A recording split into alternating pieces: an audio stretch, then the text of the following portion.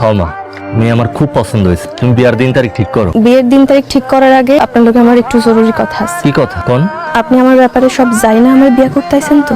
আমি একজন বিধবা। আমার মায়ের আগে একটা বিয়ে হয়েছে, বিয়ার 2 মাস পর জামাইটা বিদেশে যায়, এখানে অ্যাক্সিডেন্ট করে মারা যায়। আর 2 মাসের মাথায় আমার মায়েরা বিধবা হয়ে, আমার মায়েরারে বিয়ে করলে তোমার সংসারটারে খুব সুন্দর করে সাজায় রাখবে। চুপ করেন। এইরকম একটা বিধবা মায়ারে আমি জীবনেও বিয়ে করুম না। মা চলো এখান থেকে। ছেলের বউ হিসেবে রেখার আমার পছন্দ হয়েছে, রেখারই বিয়ে করবি। কি মাথা খারাপ? এই মাইয়া বিধবা, আগে একটা বিয়ে হয়েছে, জামাই মরে গেছে, তার সাথে আমার শালা বিয়ে হবে। আরে দেশে কি মাইয়ার আকাল পড়ছে নাকি? তুই যদি রেখার বিয়ে না করস, আমি সন্তান হিসেবে পরিচয় দিব না, এবং মা ছেলের সব সম্পদ আমি ছিন্ন করে ফেলামো।